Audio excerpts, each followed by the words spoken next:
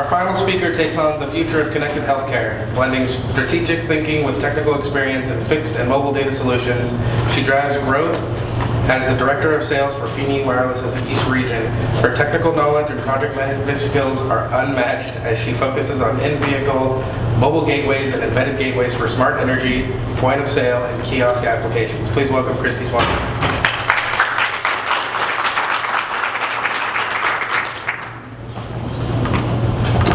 Well, that was one heck of an introduction. Sounds like I have really big shoes, doesn't it? Good afternoon, everyone. Thank you for attending this presentation. I want to try and make this presentation very informal, very intimate. I want to hear your feedback as well, get your ideas, thoughts through the presentation as we talk about the future of connected healthcare. I want to first start off by just talking about a story, a personal story that actually happened to me, a real life experience that actually involved my 19-month-old son.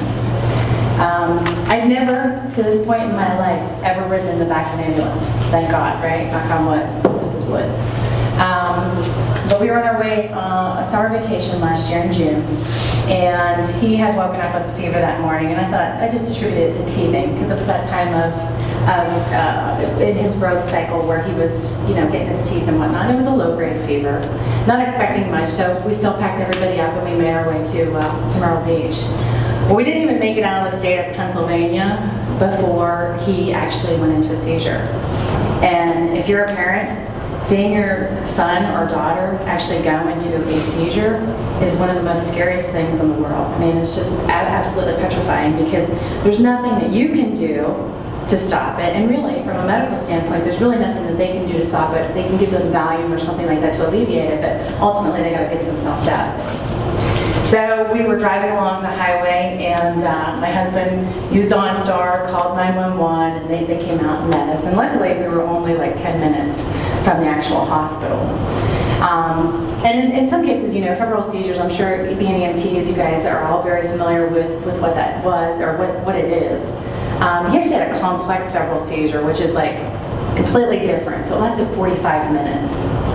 So once we actually got to the hospital, we had a bunch of doctors basically looking at one another like, what do we do with this kid? Because they didn't have a pediatric unit and they didn't have a pediatrician on staff. It was a very small community type hospital. They had no idea what to do. We ended up being life-flighted to Children's Hospital in Pittsburgh, and as soon as those guys showed up, they knew exactly what to do, exactly what to say to me, to reassure me, because I was, of course, bawling in tears. My husband was even bawling. It was just a very scary experience. But after the whole experience was over, and Timothy finally got well, and he ended up having hand, foot, and mouth disease. Don't know where he must have picked it up at daycare or whatnot, but that's actually what caused the temperature spike. But after everything was all said and done, we started thinking, what are some things that we could position to ambulance companies to actually improve the whole process? Because when we got in there, we didn't really have time to do a whole lot. They gave them oxygen, kind of reassured me that everything would be okay or whatnot. But from that standpoint, I started thinking, what if there was telemedicine available and they could actually, dial into a pediatric nurse or even a pediatric doctor? What if that was available and they could actually have access to an expert? What kind of things could have actually evolved and could have evolved quicker to help me and my husband not freak out and to help my son. So we'll talk a little bit about that and kind of the future and what that means, especially with the wireless carriers deploying faster technologies and faster bandwidth, so that you can actually use those types of applications, such as video conferencing or a real live video feed.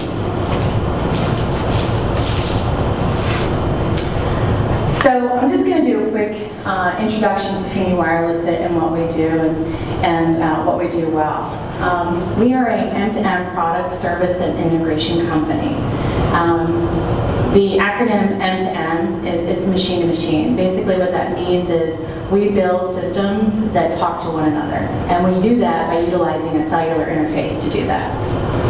Some of you may have actually seen the ambulance, the ProCare or ProTransport ambulance downstairs that actually has our Sarah box inside, providing the Wi-Fi hotspot. And I know very many of you, there's a lot of familiar faces in here, and I know that you already have or are in the process of implementing one of the Feeney solutions. So what we do a lot with, or what we deal mostly with, is the connected vehicle. So the connected vehicle is really a concept, and depending on the type of vehicle that you're putting the solution into, really depends on, or really perpetuates the type of applications that you're going to be using. So we have the connected ambulance, and I have some great slides here that we can show you a little bit later through the presentation. Some of the other things we do too, we also do fixed data solutions, so more of your SCADA and smart grid type applications. We work a lot with utility companies. We work a lot with police departments, fire departments on mobile command center type stuff. We also do video. We have a division within our company called VeriSite Surveillance. This particular group does only or solely applications with video. So remote video feeds. They do a lot with a lot of the three-letter agencies for security purposes and stuff like that. And then device management. This is a real big thing right now too, that we're moving further and further into, but being able to actually manage those devices for you out in the field as well. Does anybody have any questions? No? Okay. So when we talk connected healthcare, who's it important to and why? I really kind of see this as threefold, and you guys are much closer to this because you live and breathe this. I'm coming in as a solution provider, trying to provide solutions that fit your needs. So, from my perspective, the way I kind of view that is it's the ambulance operator and the EMT staff that resides or operates the ambulance, the hospital staff, and then of course the patient customer. So when we talk about connected healthcare, really what we're talking about is bringing the hospital closer to the patient, so bringing the hospital to the field, and then bringing the field to the hospital before it actually happens. So some of the things that you'll get from that is obviously improved patient customer care, being able to provide real-time data of vitals and statistics around the patient to the hospital. Reduced operational costs. So when you're looking at your ambulance fleet as a whole and being able to monitor maintenance and engine diagnostics, being able to grab all that data so that you can, if you have a driver that maybe has a lead foot or likes to brake hard, there's definitely some things that you can do to improve driver performance and overall maintenance of your vehicle.